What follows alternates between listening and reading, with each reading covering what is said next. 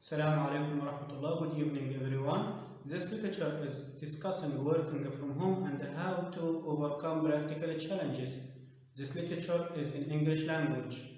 السلام عليكم، مساء الخير يا جماعة. المحاضرة دي إن شاء الله بتتكلم عن العمل من المنزل وكيفية التغلب على تحديات الممارسات اليومية للعمل من المنزل. المحاضرة دي هتكون باللغة الإنجليزية ومدتها ساعة. المحاضرة دي ضرورية جدا لكل اللي بيشتغلوا من المنزل بسبب جائحة كورونا اللي أجبرت الجميع أو أجبرت معظم الناس خاصة اللي بيقدموا خدمات على إنهم يشتغلوا من المنزل ويلجأوا للعمل الفريلانس. كمان المحاضرة دي ضرورية جدا لكل الناس اللي هي بتخطط إنها تشتغل في مجال الفريلانس بشكل دائم. إن شاء الله المحاضرة تعجبكم واستنوني في فيديو تاني وفي موضوع تاني يهم العمل سواء الترجمة أو سواء العمل الفريلانس. يلا بينا. Sort of our content and training ambassador, and he's created some spotlight training we'll highlight a little bit later in the week. But go ahead and enjoy this session, Working from Home, Overcoming Practical Challenges. Remind everybody you do have to unmute the video at the lower left, and if you're having issues with the video cutting in and out, the audio cutting in and out, lower the quality on the bottom right using that gear icon. But go ahead and sit back and enjoy this next session, Working from Home, Overcoming Practical Challenges.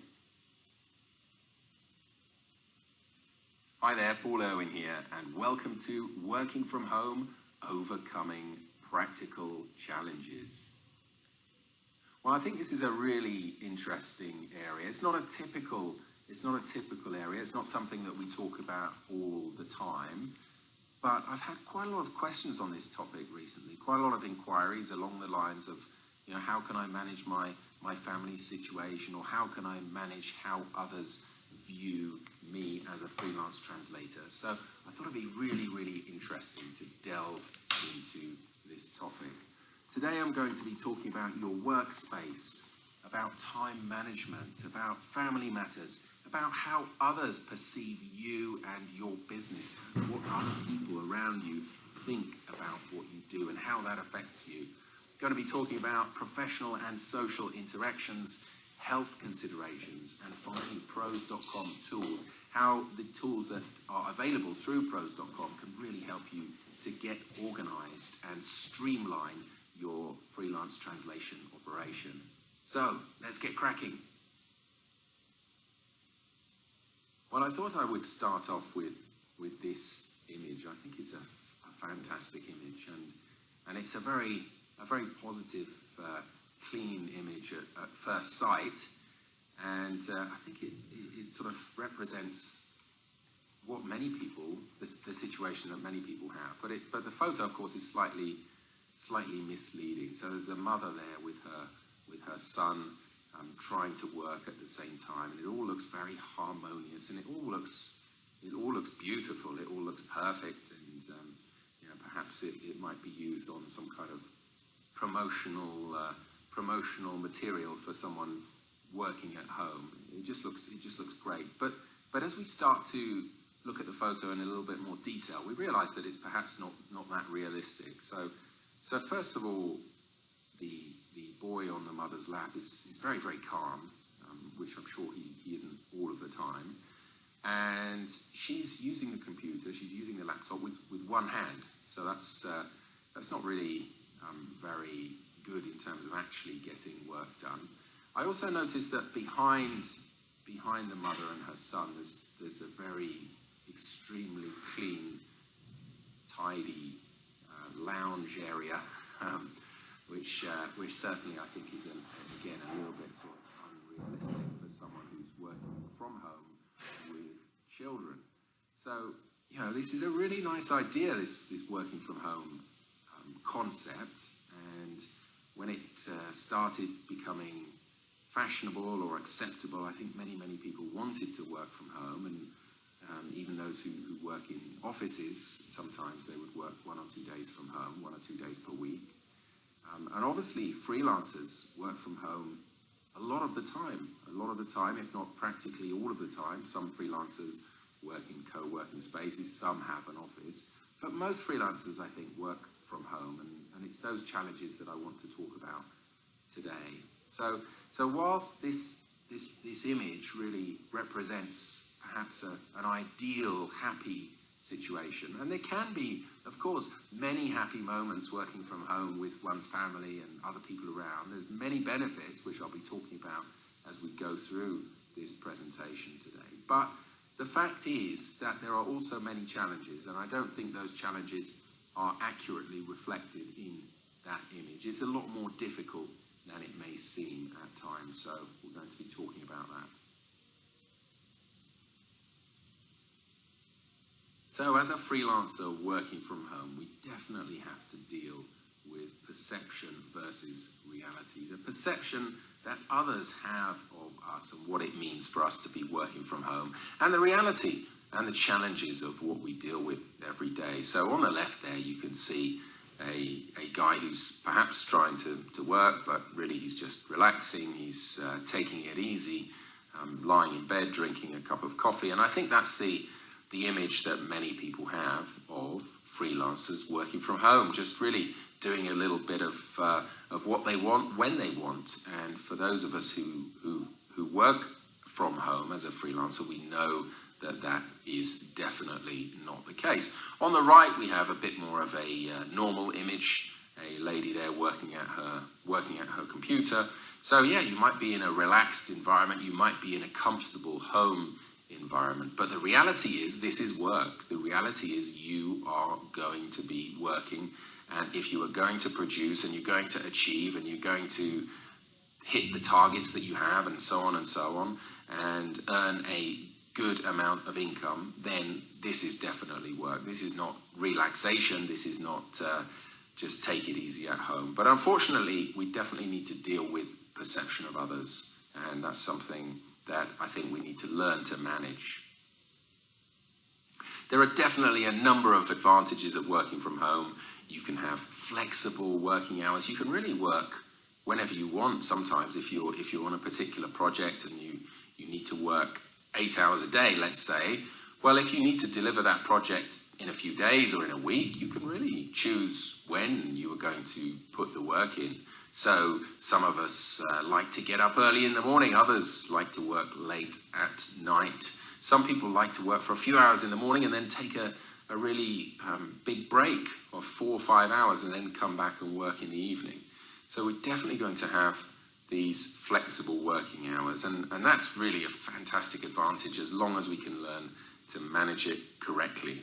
So it also is going to allow us to manage our work around family commitments. So if you have children that you want to take to school, if you have other people in the family that you want to visit or want to visit you, then you can certainly manage all of these things around your working hours. You're also going to have the ability to multitask. Now, this is quite sort of dangerous. Multitasking is quite dangerous, and I'll be talking about that again a little bit further on in the presentation. But you do have the ability to multitask to an extent as a freelance translator working from home. So even something simple like being able to put the washing machine on and then go and do an hour's work and then come back and collect the washing and put it in the tumble dryer. Even simple things like that give you a big advantage over someone who is at work 10 miles away. They have to go to a physical office. They're not going to be able to carry out any of those tasks at the same time. So you do have that advantage, but sometimes it's a dangerous advantage because you can get too involved. One of the massive bonuses of working from home, of course, is that you do not have a commute.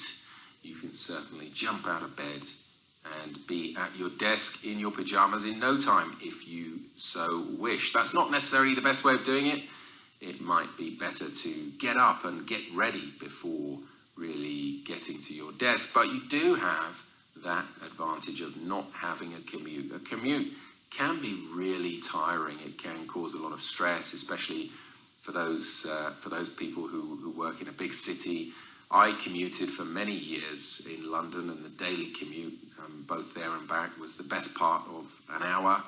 I know other people in other parts of the world who have even longer commutes, and it can become really stressful because there's so many people packed into public transport these days in certain cities. It can become stressful, and you you also lose that time normally. It's not usually time that you can use effectively. If you're traveling on a really comfortable train and you have a desk and you have your own seat and everything like that, then yes, you might be able to get your laptop out and use that time effectively. But I think the reality for most people is that commuting is very stressful. So as a freelancer, you don't need to do that. You can definitely enjoy family time while working from home. So you can enjoy family time. So you can create a really good situation if you learn how to manage it correctly. But there are a number of disadvantages, of course, and these are some of the challenges that are difficult to overcome. So it's difficult to establish limits when you are working from home. It's difficult to mark the territory, if you like, between work and home life or work and family life, because you are physically there in your apartment or in your house, and therefore anything that is going on with family members, with any cleaning that anyone might be doing, with any food preparation, with anything, you're going to be there and you're going to be involved in it. And it can be difficult to establish that limit between work and your family life. And I think you do need to establish a limit, otherwise everything can become really difficult and it can become stressful. You need to have a strategy for separating family and working life. And when you're working, you should be working, and when you're enjoying family time or relaxation time, you should be doing that. You really need to try and separate these things, otherwise it does become a bit confusing and it can become stressful. So part of the reason for working from home for some people is to reduce stress. So we don't now want to then increase that stress.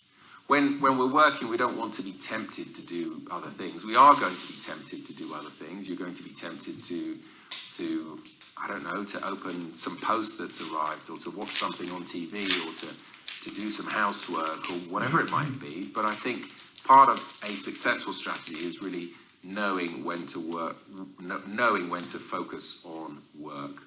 Another disadvantage of working from home, and this depends very much on your personal home working environment, is that there can be a certain degree of isolation or loneliness. You're certainly probably going to suffer from some degree of professional isolation, because it's not likely that you're going to be working with other freelance translators in your home, or certainly not many. I know some people who are married to another freelance translator, but generally speaking, you're going to have a certain degree of professional isolation, and you're going to feel perhaps a little bit lonely. And I think it's okay to talk about these things, and it's okay to put together some strategies to combat those feelings. But that's definitely something that can happen to people working from home. And it's not just professional isolation, it's a physical isolation as well. Depending on your family situation, it might just be you in the house or in your apartment all day long with no contact with other people. And there are things you can do to combat or to change or to improve that situation. But those are some of the disadvantages of working from home. Okay, well, let's take a look at your workspace, because when you are working from home, this is an area, a zone, if you like, where you are going to be spending many hours each day. And if you're going to be spending many hours somewhere each day, I really would suggest that you make it comfortable, you make it practical, you make it somewhere where you want to be, not somewhere that you want to avoid. So I think it's really worthwhile to take a look at your workspace, and I'd like you to take a look at your workspace as we go through this and see if there's anything that you can do in order to improve it.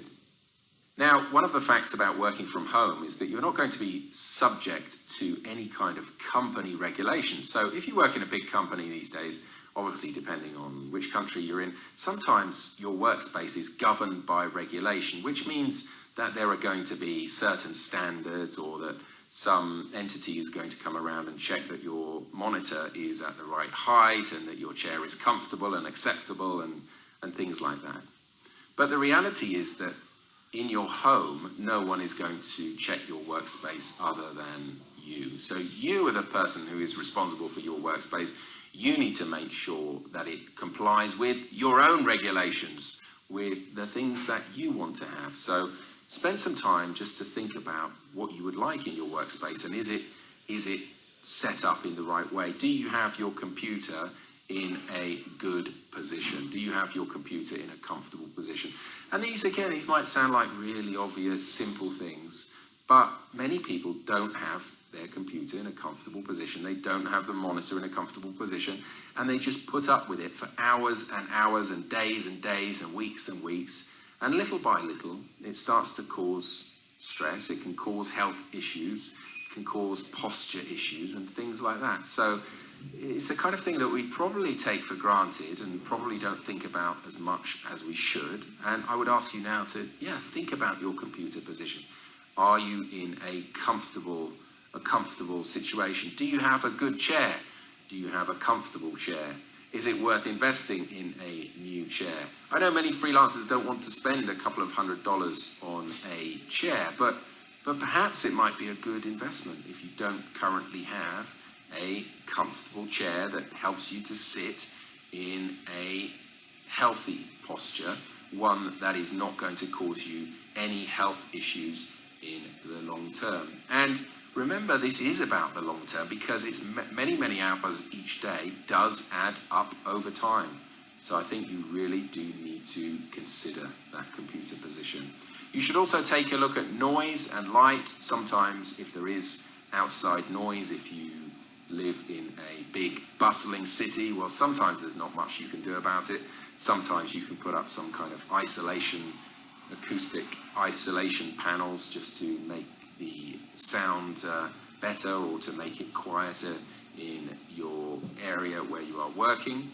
Light is also very important. You should have the correct lamps, have plenty of light that you can adjust as necessary.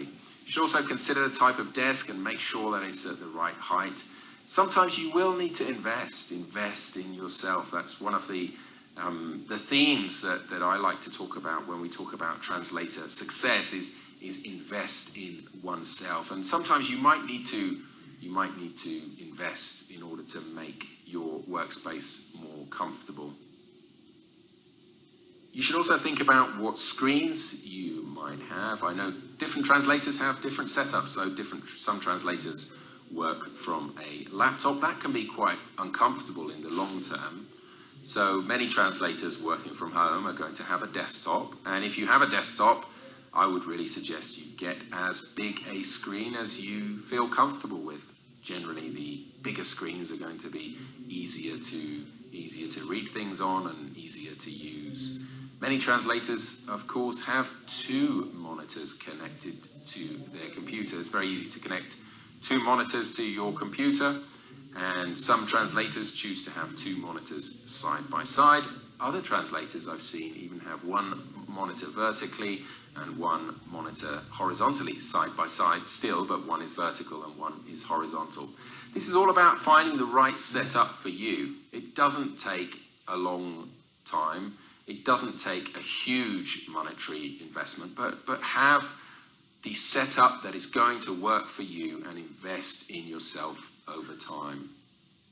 Finally, I'd like to mention a closed-door office or space. What do I mean by this? Well, many freelancers actually have an office in their home. They have a space which is away from everything else that might be going on in the home or in the apartment. For some people it's not necessary, of course, because they live alone and it's very quiet. But for some people, if you live in a busy family environment, you really should have a space where you can shut the door, ideally, or even pull a curtain across or something like that, and focus on your work without having lots of interference.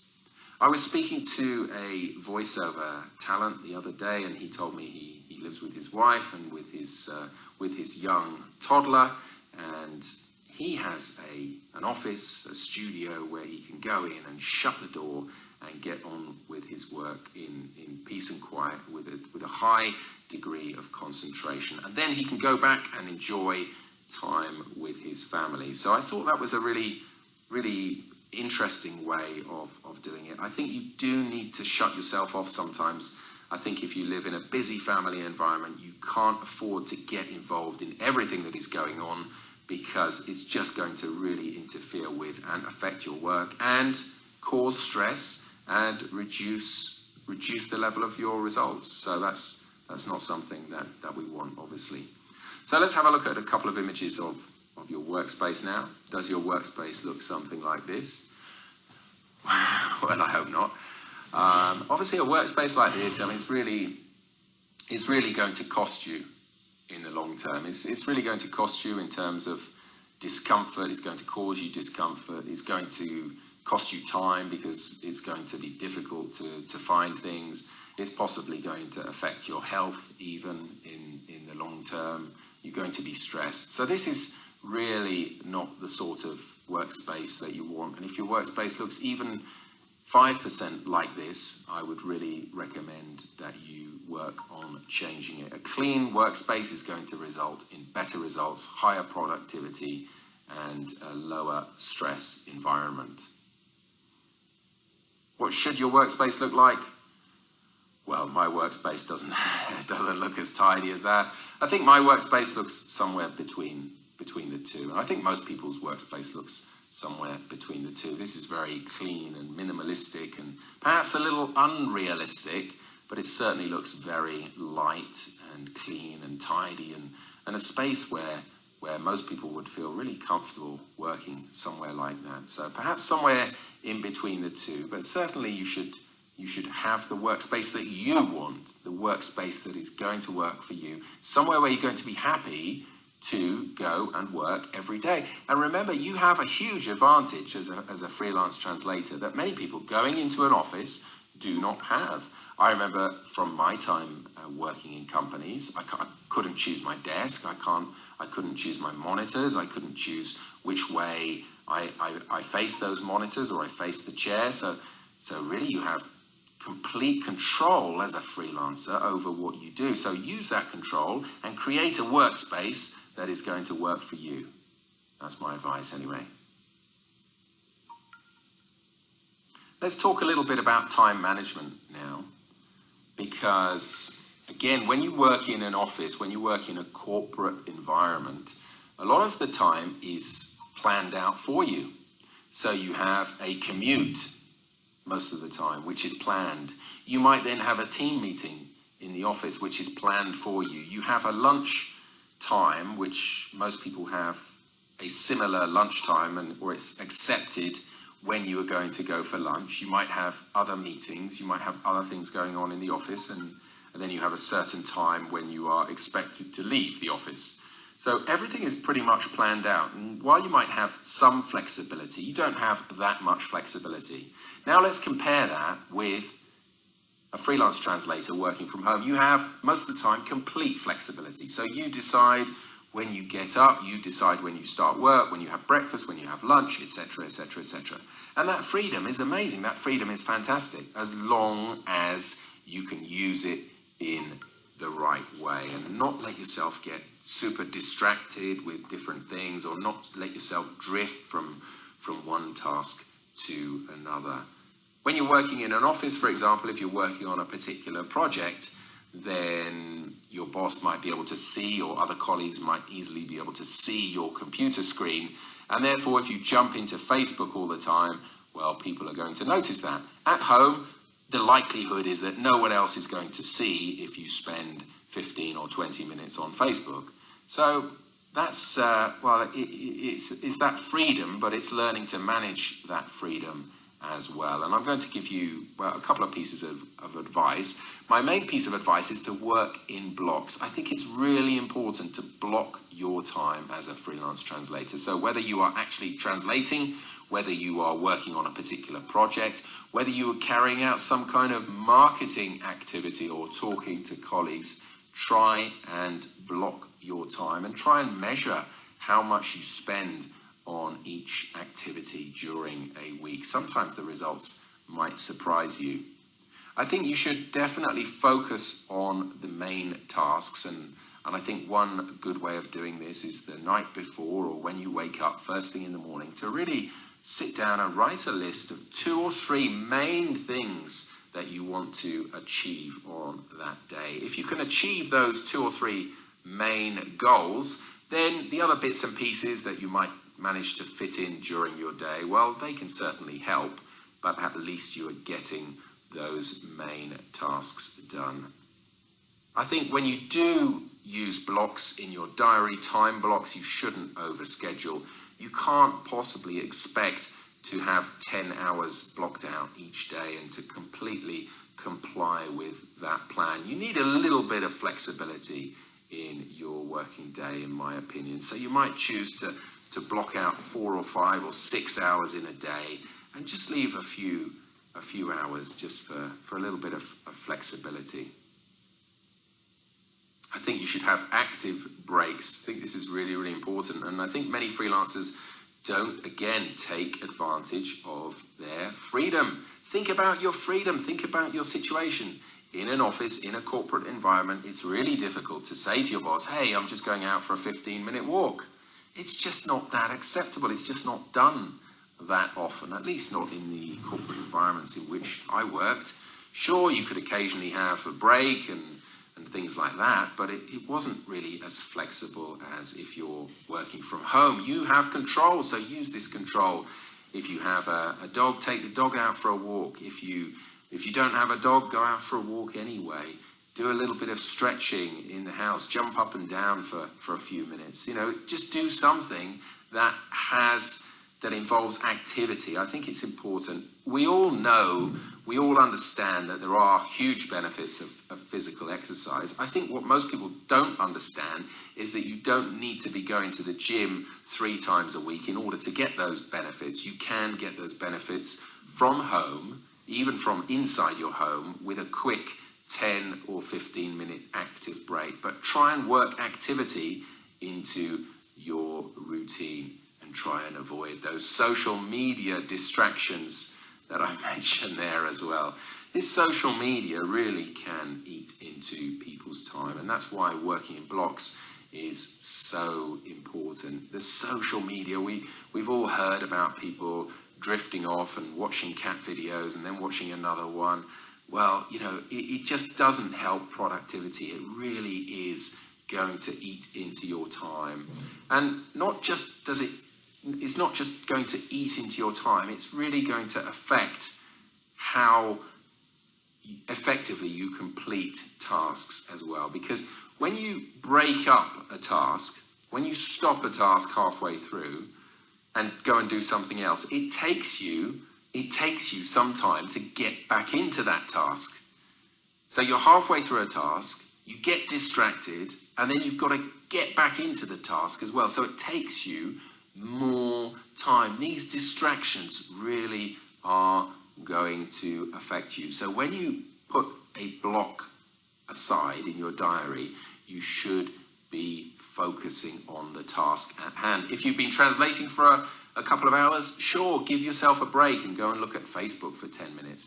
But don't sit down to do 2 hours translation work and stop after 15 minutes and go and look at Facebook, and stop after another 15 minutes or another half an hour and go and look at Facebook. This is going to cause you a huge problem.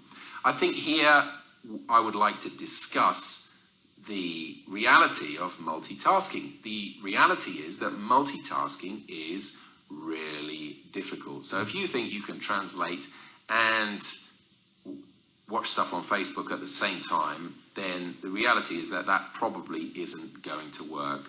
As humans, we are most effective when focusing on one task at a time. You really should focus on one task until it's completed and then go and do something else. We're not very effective at multitasking, but it is something that has been sort of taught to us over the years, or something that has been implied over the years that multitasking is the way to go, and a successful executive or a successful freelancer is going to be someone who is balancing a whole bunch of tasks at the same time. And perhaps we let ourselves drift into that trap and let ourselves accept that idea. But the reality is completely different. The reality is an effective person is someone who, generally speaking, is going to complete one task effectively and then go on to the next task. And then they're going to complete that task effectively, and then they're going to go on to the next task. So let's try not to do too many things at once. And this is a problem, this is a huge problem for freelancers, because you don't have anyone guiding you. You don't have anyone telling you what you can and what you can't do. So this is where self-control comes in. You really need to decide what it is that you are going to allow yourself to focus on. It's up to you. It's down to you. You're in control. That comes with a huge degree of freedom, but it also comes with a great degree of responsibility. So, while we are on this subject of time management, I thought I would mention the Pomodoro technique. The Pomodoro technique is a technique for managing your time, and it involves using a timer to break up your day into 25-minute segments. And the idea is that when you set that timer for 25 minutes, you focus on a particular task. You focus on a particular task 100%, and you really don't get distracted on anything else. At the end of the 25-minute period, you take a little break, a few minutes, and then you set yourself another 25-minute segment, and off you go. After you've done 3 or 4 segments, you can take a longer break, perhaps for lunch, perhaps for one of those active breaks that I mentioned earlier. And this is a really well-known technique for using your day in an effective manner. It's related to what I said earlier about setting yourself blocks. And whether you decide to use the Pomodoro technique or not, whether you decide to set 25-minute segments or not, I think it is important to break your day up into segments and focus on the task at hand. Focus on one thing at a time. You will be so much more effective. And this is, as I said, really difficult for freelancers working from home, because it's really easy to get distracted. So something like the Pomodoro technique, well worth looking into, well worth giving it a go, getting yourself a little physical timer like the one in the picture, and breaking your day up into 25-minute segments. So why not give it a try? I'd like to talk now a little bit about family matters, because I think in the traditional workplace, with someone going to work in an office, it's very different. It's very different in a number of ways. It's very different in terms of salary. Someone working in an office normally gets a salary rather than any kind of fluctuating income. And someone working in an office normally has a physical workplace where they're going to go, which is away from the home, and therefore their work and their family life are separated to some degree. So as a freelance translator, that is not the situation, and those are the things that I want to talk about now.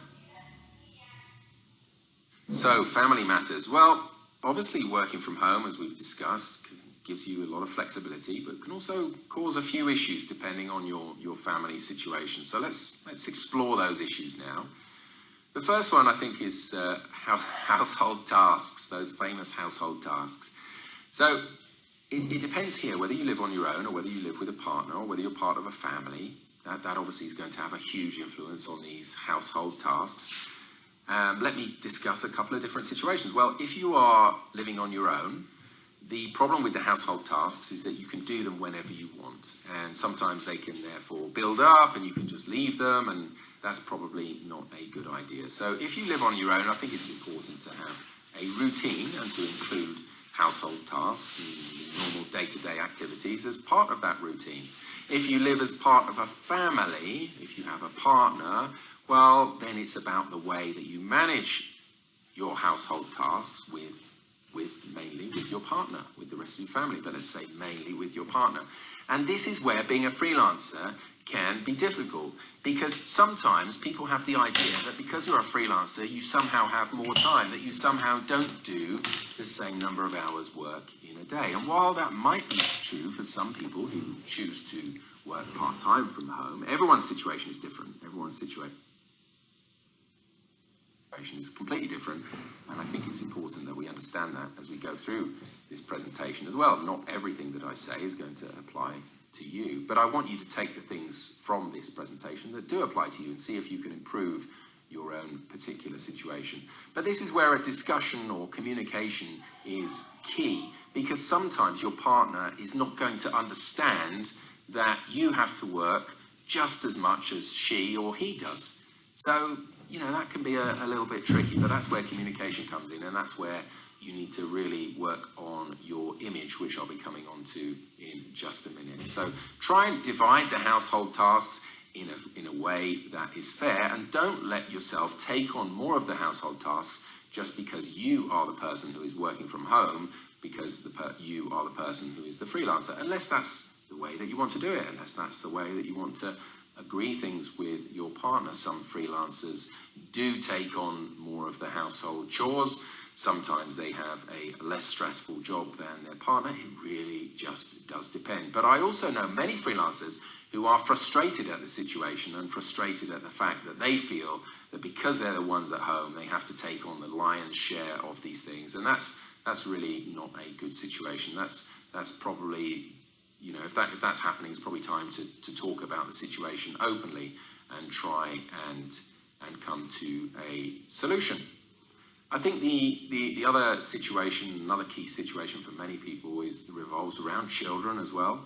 So I'm a father, and I understand a number of these situations. It can be tricky working from home and managing everything effectively in family terms. It definitely can be tricky.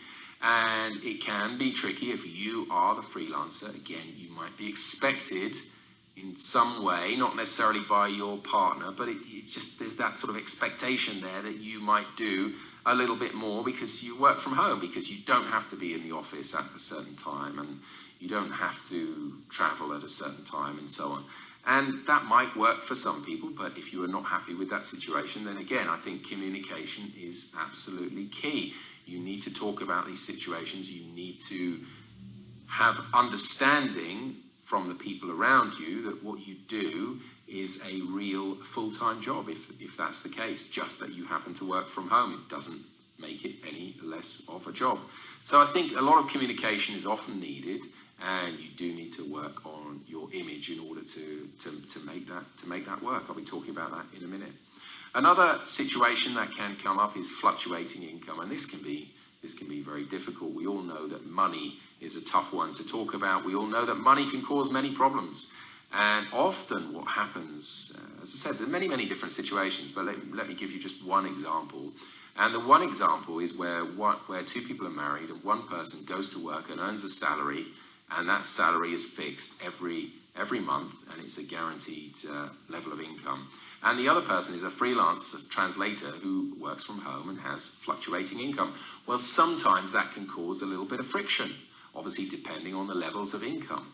So, you know, money can cause problems. How do you manage the fact that your partner has a stable income and you have a fluctuating income? Well, I think, again, it's something that you need to talk about. It's something that you need to understand. It's something that you both need to accept and be comfortable with. And I think talking about these things is the way to find and establish a good solution. And status, I think, is also important. Sometimes people who work from home don't have the right level of status, or they don't have a status with which they are comfortable. And I think that's something that we can all improve as freelancers working from home. It just does require a little bit of thought. It does require a little bit of working on. But I'll be getting onto that in just a second. Okay, so your image. Let's talk about your image now. And this is definitely something that affects many people who work from home. And the first thing, as I said there, is that working from home is still working. Working from home does not mean that you're just relaxing. It doesn't mean that you're sitting around doing nothing. It doesn't mean any of those things. So I think you really do need to work on your image. And the reason that I think you need to work on your image is that I don't think anyone is going to understand fully what your situation is unless you tell them, unless you start to give them clues, unless you start to put boundaries up and so on and so on. So a lot of this is down to you.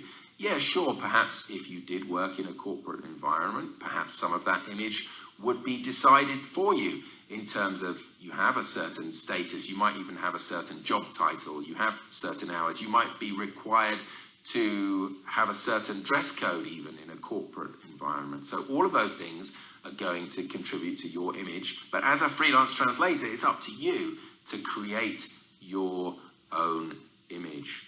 What about your clients? Do they know you work from home? Do they know you work from home, or do they believe that you work from an office? And does it matter anyway?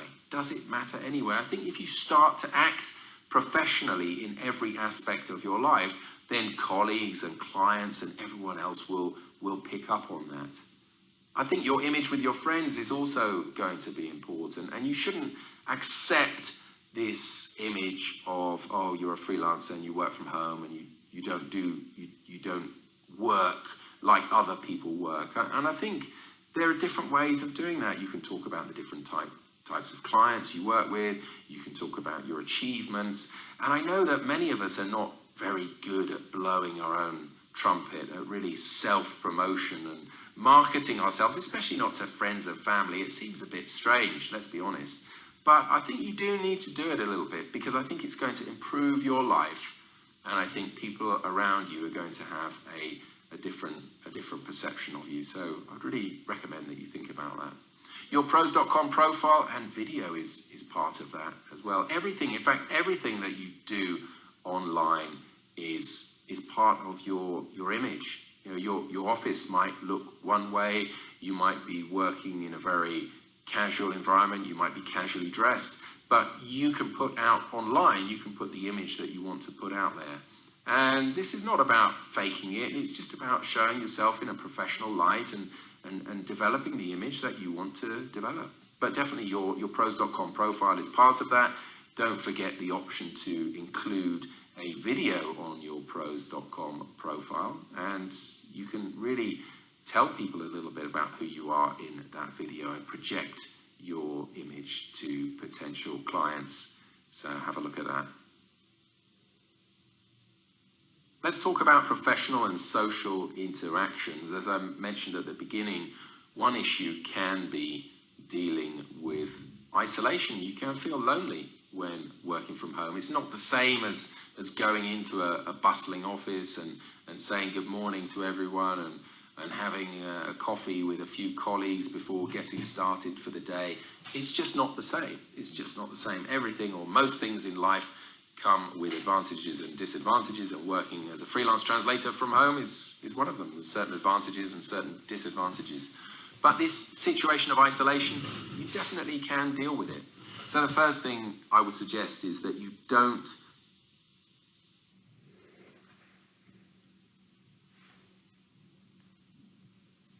stay all of the time in your apartment or in your home working at your computer all of the time. That's not a good idea. I've mentioned the active breaks.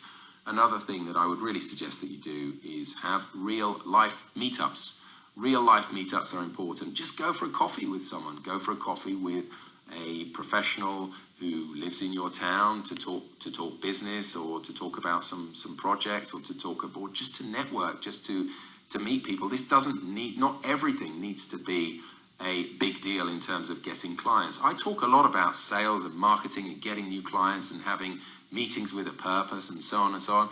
But you know what? It's also okay just to go out and have a coffee with someone on a professional level, someone who is a professional, as I've said, in your area, and just connect with them and go and see what they're up to and tell them what you're up to, and just in a relaxed environment. But I think real life meetups are important, because as things become more and more online, I don't think that is 100% healthy. And I love the internet and I love everything that is happening online, but I think it's important to have those real life meetups as well. Moving on to online interactions, well, they can be absolutely fantastic. It allows you to connect with colleagues and clients from all over the world. So I would encourage you to join a couple of translation groups. Of course, as a pros.com plus member, you get free membership to the Translation Mastermind. That's a really fantastic group with lots of interaction, lots of great translators from all over the world, and lots of positive messages and practical tips and advice from within that group. So that's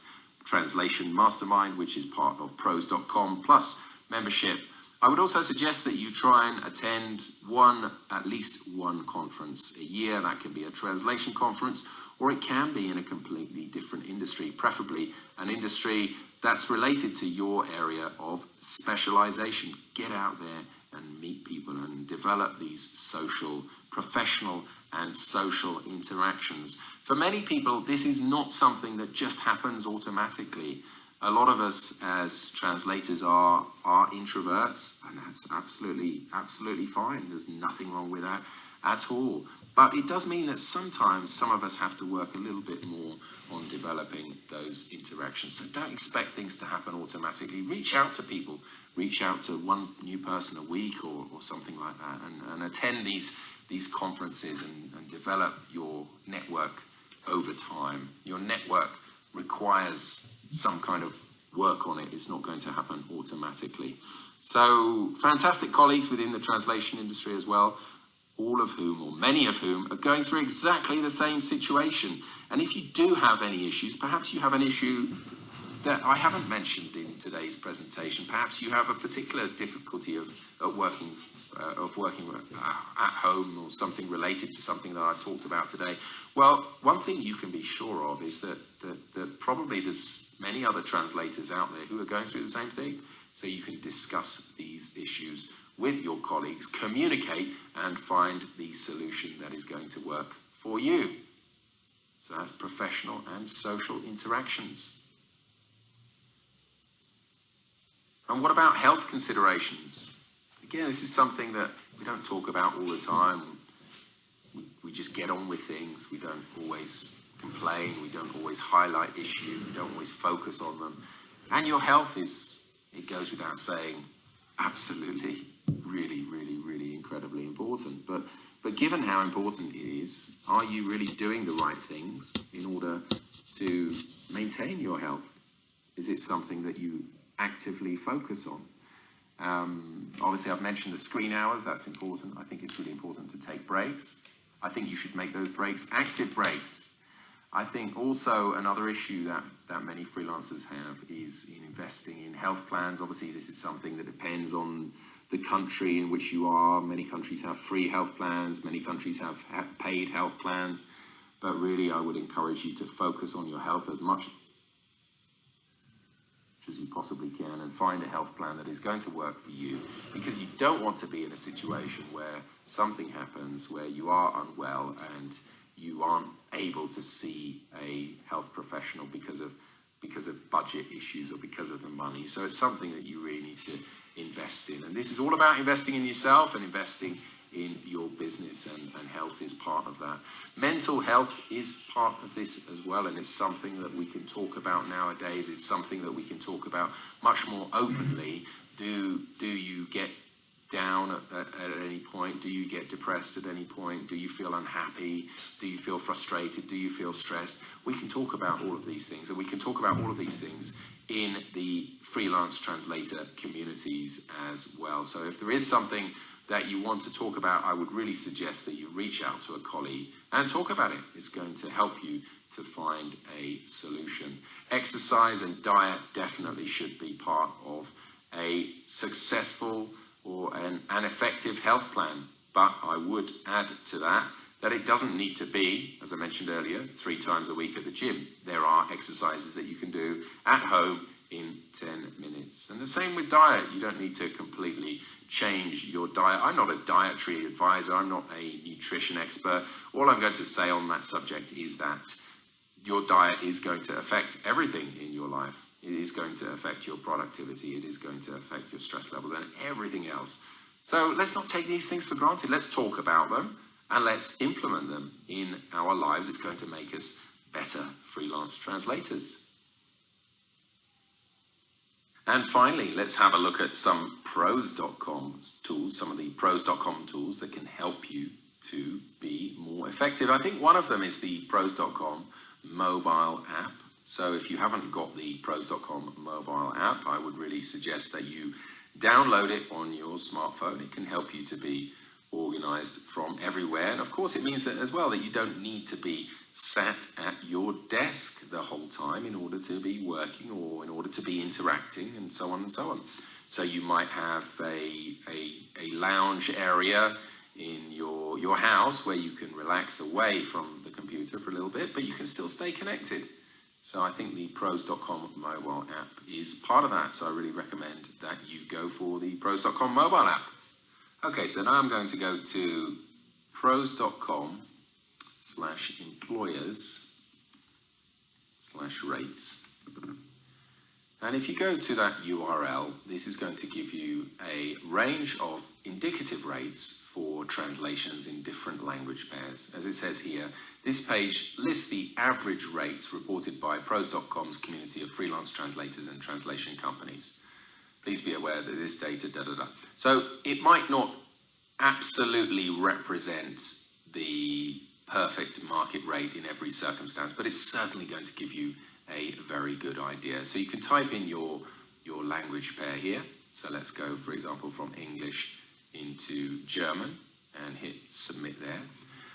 And that's just going to give us an indication of some of the rates per word for that language pair. So the standard rate here is 11 cents per word, and the minimum rate is 8 cents per word. So that's going to give you an idea. Now what I'm going to do is I'm going to go back to the home page, pros.com, and from the home page I'm going to go from tools into pros.com tools, and I'm going to go down here to the rate calculator. I'm going to click on rate calculator, and this is going to help you to plan your time and to plan your income over the course of a year. So this gives you it's a little calculation engine here that really sort of helps you to decide how much you are going to be working and how much you're going to be earning. So let's go for a little example here. So yearly related business costs, number one, computer and other hardware, software, internet connection, blah, blah, blah. Office space, business insurance, membership. Okay, well, I don't know what that's going to be in your case, but let's just put $1,000 just to give an indication there. Desired yearly personal income. Well, I'm sure we'd all like this number to be as high as possible, but let's go for something like, let's go for $60,000. $60,000, 40 working hours a week, fairly standard. You can obviously increase or decrease that as required. And percent of working hours spent translating, 85. Yeah, that seems pretty reasonable. And 300 words per hour. Again, that seems pretty reasonable. And three weeks of holiday per year. So you can obviously change those parameters. But let's see what happens now when I hit submit. So when I hit submit, this is going to tell me exactly how many words I would need to translate per year and the rate that I would need to translate at in order to hit those targets. Now you'll notice that rate's a little bit higher than the standard rate, and therefore that depends on my particular circumstances. I might be able to get jobs at that higher rate, or I can simply make an adjustment here. I can simply make an adjustment here and say, well, actually, I'm going to be working 42 hours a week, and I'm going to be spent 90% of my time actually translating. And I'm going to really just drop my income requirement ever so slightly to $55,000. Well, let's see what happens there. Now I've made those adjustments. The rate needed per word comes down to 10 cents per word. And so you can really play around with this engine, and this is going to give you an idea of your time, and then you can feed that time back into your weekly, your daily planner, and your life planner, if you like, and make sure that you are working in accordance with that plan. There's nothing worse than carrying out these exercises and finding that nothing quite fits. In other words, that you have to work 20 hours a day and things like that. Now you need to design your working life so that it works, so that you're comfortable with it, so that you can really achieve your goals in a comfortable environment. I think that's what all this is about. So that's a couple of pros.com tools I wanted to mention there. Okay, well that brings us to the end of today's presentation. I wanted to share a couple of conclusions with you. And the first one is that working from home can be fantastic.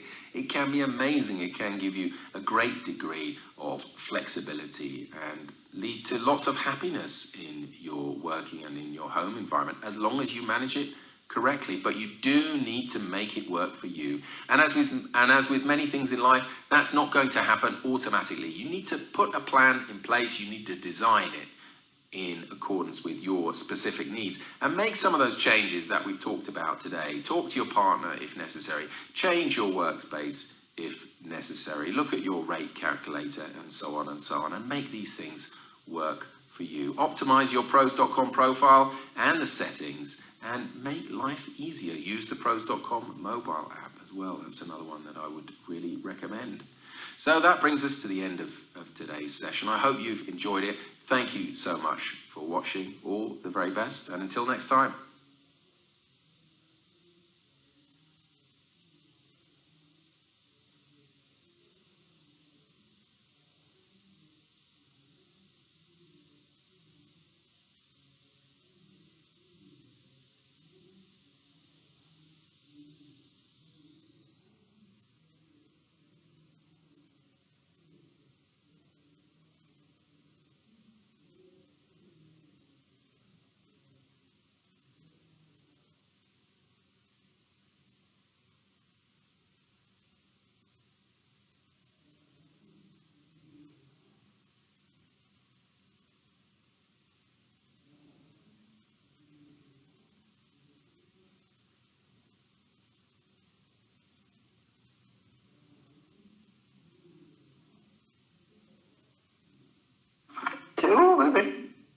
Sorry, folks. Took us just a moment to get the audio and everything working properly. Sorry about that. We've got Paul here taking our questions live during the Q&A portion. So if you've got a question, please do submit that.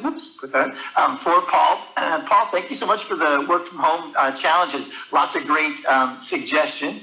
So let's see, the first question, and again, use those thumbs up, thumbs down buttons. But the first question is, doing too many things at the same time, multitasking leads to a lot of pathological stress and anxiety. I guess maybe that was just a clarification on doing too many things. I, like you, use the POMODORO and focus on one, but kind of hard to not have a million things at once nowadays. Yeah, it's really tough. It's really tough. Some days I look at my diary and it's just things sort of all over the place, and I do try and give a certain degree of order to it. But yeah, definitely, if you find that you've got 10 things on your list and you're not getting anywhere, it would be much better to just get one or two things done. So I do sometimes sort of stop myself and say, well, you know, what are the three most important things that I need to do? Or even on an afternoon, it might be one thing that I need to do just to finish the day. But I know that then that one thing is going to get done, rather than trying to do 100 different things at once. It really is complicated.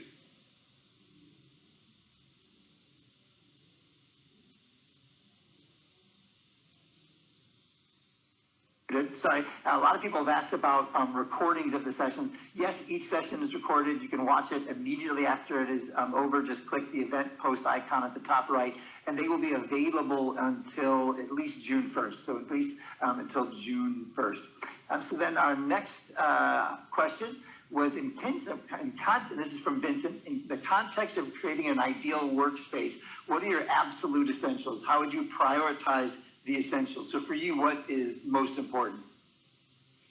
Well, I guess it depends. Great question. I guess it depends on your own sort of personal preferences and what you do. So I do quite a lot of recording. So the microphone setup and the webcam setup is important for me.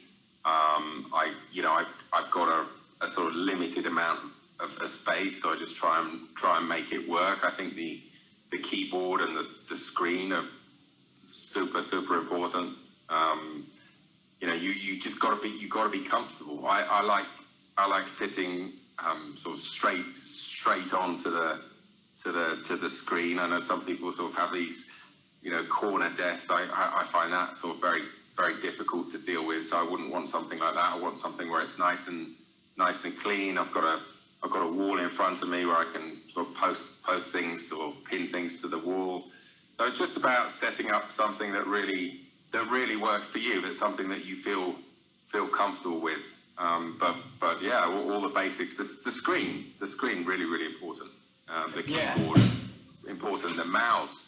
You can get a mouse these days that I mean, I'm happy with my mouse, and it's just a basic one. But if you want something different, it's not going to cost a fortune, and it's something you're going to be using all the time. Yeah, so some of that, I might have hit the question. They indicated a door was critical for them. And I've been working from home for 14 years, Poses at a remote work office. And so for me, my two most important are the hardware, the equipment. So I've got dual monitors. They're both on articulating displays, so I can move them, raise them, or lower them. I've got a nice, really large desk. But the door was critical to me. So having an office where I physically close the door, that feels like work. I'm in an office, I'm working, my wife and people can't distract me. And then the opposite is true because it's in my home. When I leave, I get to close that office door, and now I'm home. I'm not thinking about work. It's kind of, so for me, a separation of church and state, and even in my situation, our office is on one floor and my living area and bedroom is on another floor. And that really helps for me set an intention that this is work. I'm here to work. When I'm in the office, I'm not shopping or looking at websites. I'm actually working. So a door was pretty important for me. But thank you. And lots of questions. And let me just make sure we've launched Paul's poll. So it is on the Q&A interface. You can toggle back and forth between the poll, which is feedback for Paul. So please do leave some feedback for Paul. We'll share that with him after the event. And then use those thumbs up, thumbs down to get to the questions. I know we're running a little bit behind, but I've got some flexibility later in the day, so don't worry. So Julio asks, let me highlight this question. In my opinion, it's important to look busy and tell the people you live with how busy you are. Before I did that, they would always be asking me for favors like I had all the time in the world. Whew, boy, do I know that. And you work from home and have a family. How do you deal with that, Paul? Yeah, well, I think, great point. And I think it is important at the beginning. I mean, now I think everyone knows sort of what I'm up to, and my family knows, and they're used to me working a lot and everything else.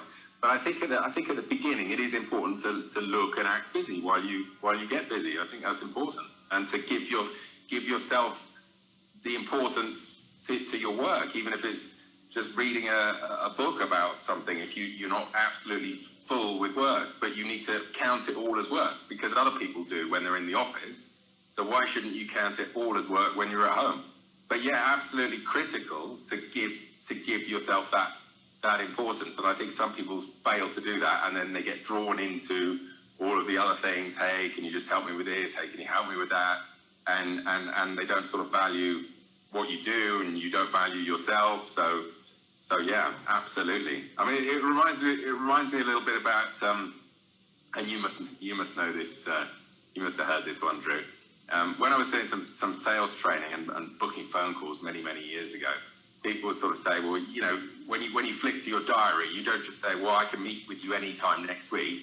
You sort of flick through your diary and make a little bit of a noise and say, well, I've got Tuesday at 10, or I've got Wednesday at 4 p.m. Which one would you prefer?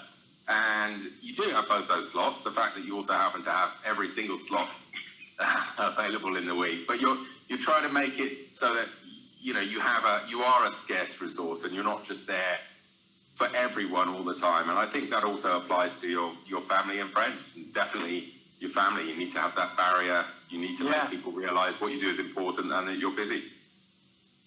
I would add, if you've got, so for me, I've got a family calendar, and my wife, we've got lots of stuff. I actually put into the calendar my working hours. So from this time to this time, I'm working, and she knows not to book something for me, not to ask stuff for me.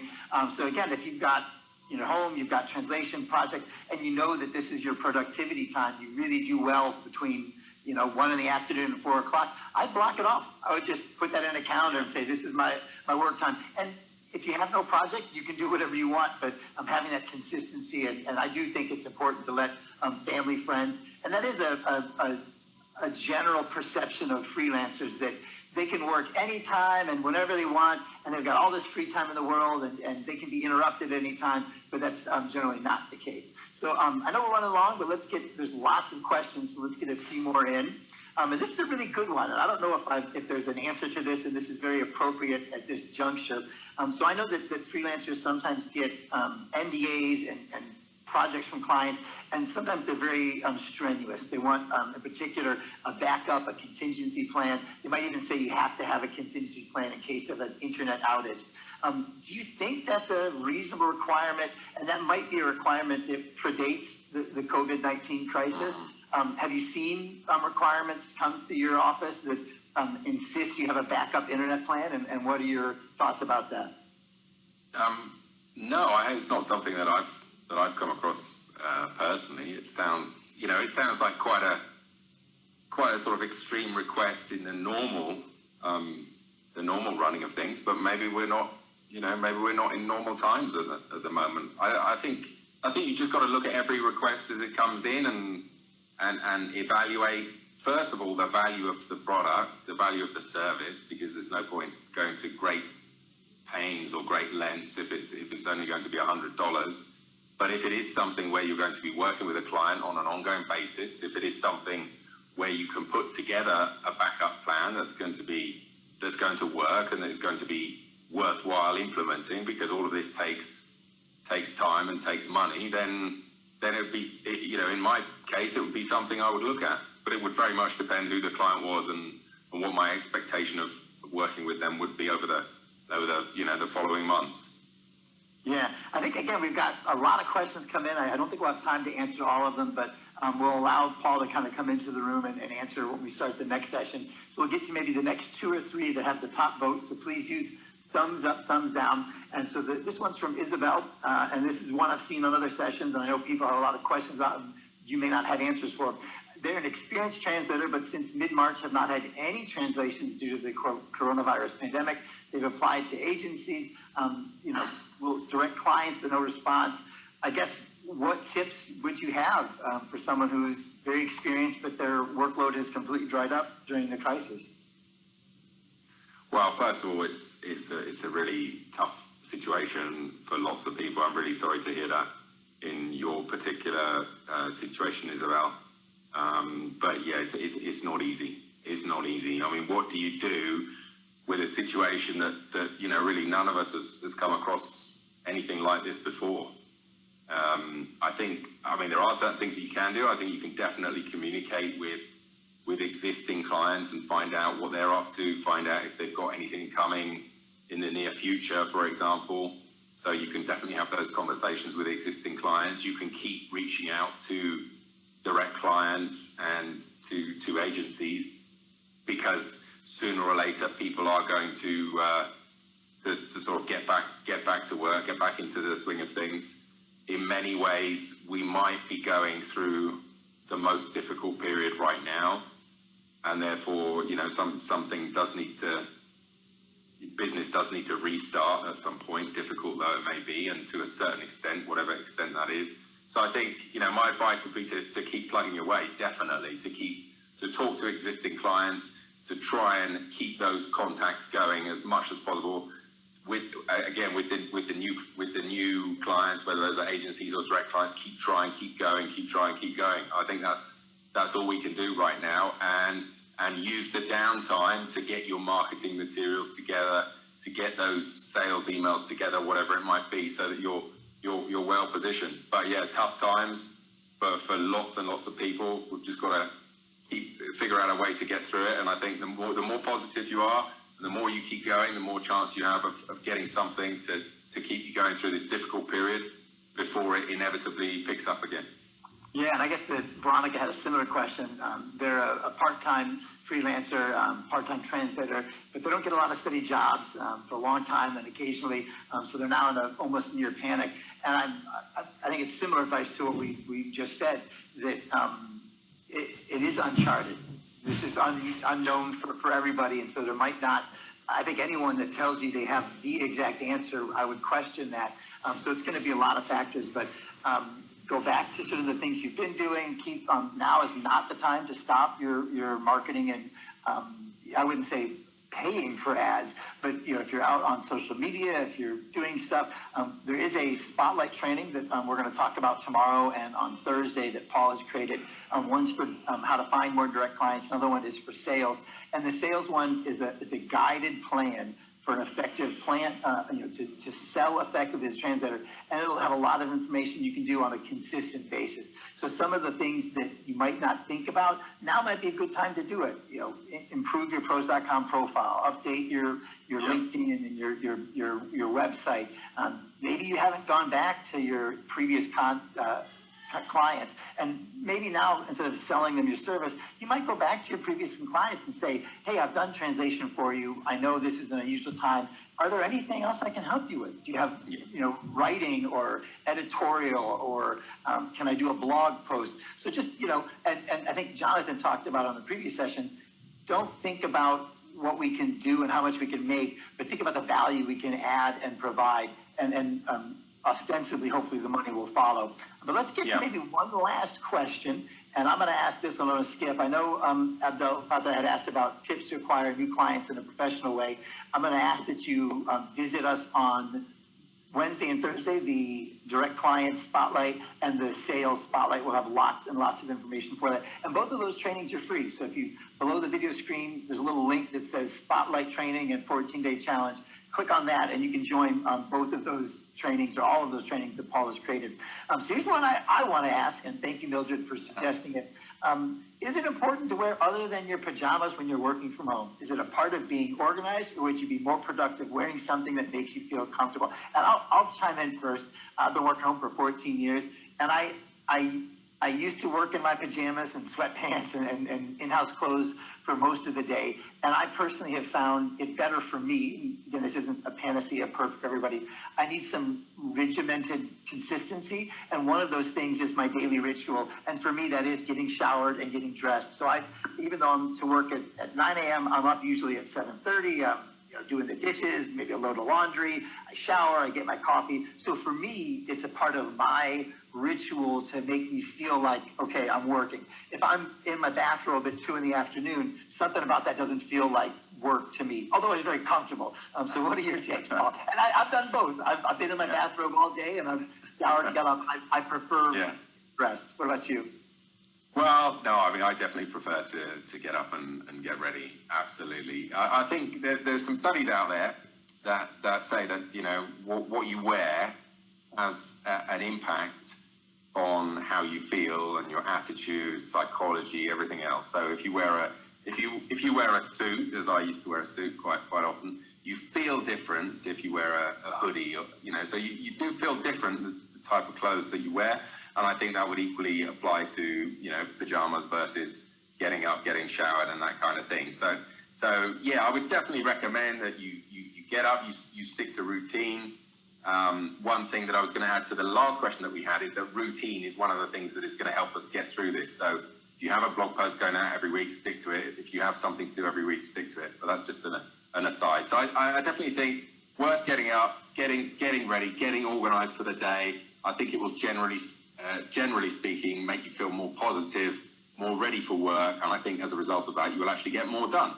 However, having said that, I'm sure we've all had days where we've just been in the pajamas the whole day, and you can still get quite a lot of work done. You can still work 8-10 hours a day in your pajamas. There's nothing stopping you from doing that. So yeah, once in a while, maybe there's nothing wrong with it, but generally speaking, I would prefer to get organized as if I was actually going to leave the house, even if I don't leave the house.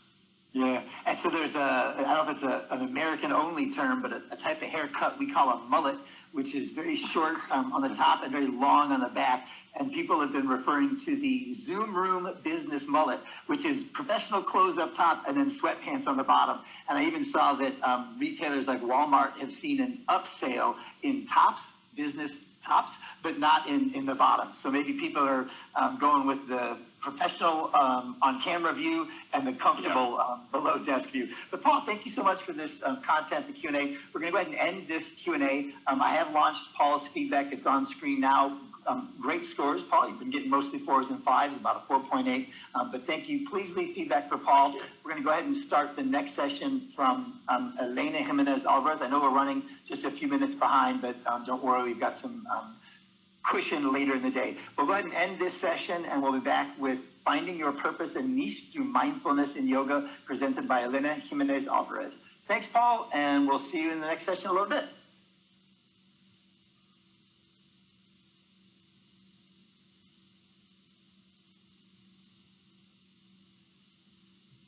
لو انت بتشاهدني دلوقتي يبقى انت وصلت لنهاية الفيديو. بشكرك على مشاهدة الفيديو، واتمنى يكون عجبك، واتمنى تكون المحاضرة افادتك. ما تنساش تسيب تعليق برأيك في المحاضرة او اقتراحاتك او تجاربك في العمل الفريلانس او العمل من المنزل، بحيث انا استفيد وغيري يستفيد. كمان ما تنساش تعمل لايك وسبسكرايب في القناة، وتشارك الفيديو مع اصحابك لعل ان في ناس محتاجة الفيديو ده، خاصة ان في عدد كبير من الناس بدأ يفكر في الشغل المستقل او العمل من المنزل على اعتبار الوضع الحالي.